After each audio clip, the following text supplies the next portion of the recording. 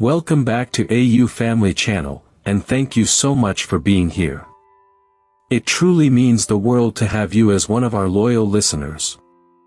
If our stories have ever touched your heart, we are so grateful that you keep coming back to spend this time with us. So find somewhere comfortable, take a slow, deep breath, and let us begin today's story, together. We lived a 2-hour drive from the nearest town that had a shop, which out here counted as practically suburban compared to some places, and the one fixed point in every week was the mail plane, a little single-engine thing that came in on Wednesdays with post and groceries and whatever else had been ordered off the list Mom radioed through the week before. The pilot's name was Nancy, mid-50s, flying that same Outback run for something like 20 years, and to me as a kid she was less a person than a kind of weather, reliably arriving. Dad had been away more than usual that year, contract mustering 3 properties over to make up for a season that hadn't paid what it should have, home maybe 1 week in 4, and Mom was running our own place essentially alone with 2 kids and a workload that would have flattened most people twice her size. I didn't clock any of that at the time the way I clock it now. At 12 you mostly notice your own week, not your mother's. Nancy always had a minute for a proper chat when she landed, never in a rush the way you might expect from someone with 4 more strips to hit before dark, and she'd ask Mom how things were going with a kind of patient attention that most people reserve for something more urgent than small talk at a dirt airstrip.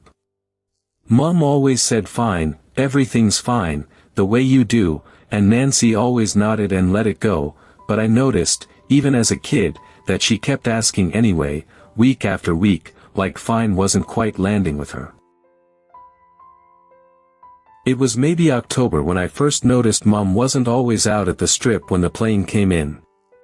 Twice she sent me instead with the mail money and the grocery order, saying she had too much on, and Nancy took the list for me both times without comment, but I remember her eyes going past me toward the house both times too, just a glance, quick enough that I didn't think anything of it at 12.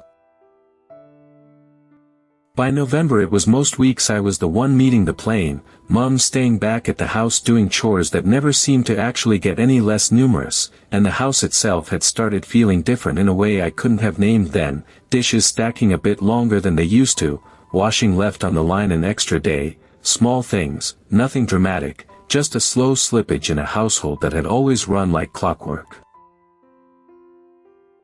Nancy started asking me things directly around then, careful, unhurried questions dressed up as ordinary chat. How's your mum sleeping? Is she getting out to see anyone? Is your dad due back soon? And I answered honestly because it never occurred to a 12-year-old that these were anything other than friendly questions from the mail lady.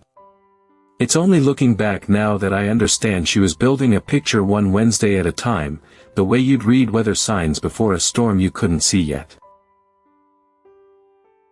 The week everything actually surfaced, Nancy landed, and I wasn't there at all. My little sister came instead because I'd been given some other job, and apparently that was the thing that finally decided it for her, because instead of just handing over the mail and taking off for the next strip, she taxied the plane right up near the house yard and walked in to find Mom herself. I wasn't in the room for that first conversation, and to this day Mom's never told me exactly what was said, only that Nancy sat with her at the kitchen table for the better part of an hour, missing her whole afternoon schedule to do it, and left with a promise that she'd be checking in properly from now on, not just mail-run small talk but an actual phone call midweek, and that if things ever got too much there were people Nancy knew who could help without it turning into some big dramatic intervention. Whatever exhaustion had been building in our house for months finally had a name after that, spoken quietly between adults in a way that didn't fully reach us kids, something about being run down past the point a person can manage alone, about Dad's absence stacking on top of the season's losses stacking on top of 2 kids and a property that never stopped needing something, and about how none of that made Mom weak, just human, carrying a genuinely unreasonable load without anyone noticing how heavy it had gotten. Dad came home properly within the fortnight, having apparently had a very direct phone call of his own from someone, and the mustering contract got handed off to another crew earlier than planned, a decision I know cost us money we couldn't easily spare, though nobody in the family ever once suggested it wasn't worth it. He didn't leave again for that long a stretch after that year, not for a couple of years anyway, not until things had properly steadied. Nancy kept true to her word about the calls, ringing most Wednesday evenings for a stretch of months just to check how the week had gone, nothing formal, nothing that felt like a welfare visit, just a woman who flew mail into isolated properties checking on one family a little more closely than the job strictly required. Mom told me years later that those calls were the thing that got her through that particular stretch, more than anything the doctor eventually prescribed, because Nancy had seen her at her worst and kept showing up anyway. I understood almost none of the seriousness of it at the time, 12-year-olds mostly don't, but I remember the household slowly feeling like itself again over the months that followed, dishes done same day, washing in on time, Mom humming again in the kitchen the way she used to before that whole stretch, small ordinary signs that something large and quiet had been repaired. I asked Mom straight out, years later, as a teenager old enough to actually want the real story, how bad it had really gotten that year, and she was honest with me in a way she wouldn't have been able to be back then, said there'd been a few weeks she genuinely didn't know how she was going to keep managing everything, and that Nancy noticing, really noticing, rather than just accepting the fine everyone says, was the thing that stopped it going somewhere much darker than it did. Nancy still flies the same run now, into her 70s, technically retired but filling in most weeks because the current pilot's still building his hours, and she still does that same unhurried thing at every strip, actually looking at the person in front of her instead of just handing over the mail and moving on to the next paddock. I fly out to meet the plane myself most weeks these days, 24 now, running the property myself with Mom easing back, and I make a point of actually talking to her the way she always talked to us.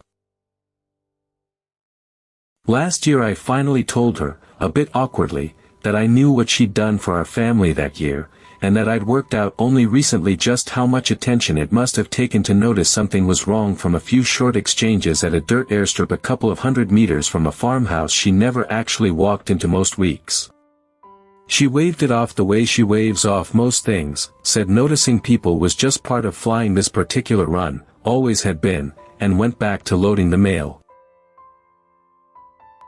I don't fully believe that it was nothing, not from a woman who rearranged an entire afternoon's flight schedule because a 12-year-old's little sister showed up at the strip instead of his mother, and I've thought a lot since about how many other families out here might owe something similar to a pilot who simply refused to accept fine as a complete answer. My own daughter's 3 now, and when Nancy lands these days she makes just as much fuss over her as she ever made over me, crouching down at her level, asking real questions and actually waiting for the answers, and I watch it happen and think about a whole quiet network of attention stretched out across an enormous, empty landscape, one weekly mail run at a time, people looking out for people who are too far apart and too proud to ask outright for help. Dad's gentler about being away now, never gone more than a week or 2 at a stretch, and I know some of that discipline traces straight back to that year, to a phone call from a male pilot that none of us kids ever heard the details of but all of us felt the aftermath of, a family quietly put back together by someone whose actual job was just delivering the post. I still don't know exactly what Nancy said to Mum in the kitchen that afternoon, and I've stopped feeling like I need to know, the same way Mum eventually stopped needing to explain herself for struggling in the first place. Some kindnesses are better left as private as the person who gave them wants them to stay, and Nancy's clearly wanted hers to stay that way for going on 13 years now. What I do know is that every single Wednesday, weather allowing, a small plane still comes in low over our strip, and the woman flying it still takes the time to actually look at whoever's standing there waiting, and I've come to think that's a rarer and more valuable thing than almost anything else you could deliver to a family living this far from everyone else, further out than any of us usually admit, needing exactly that kind of noticing more than we know how to ask for.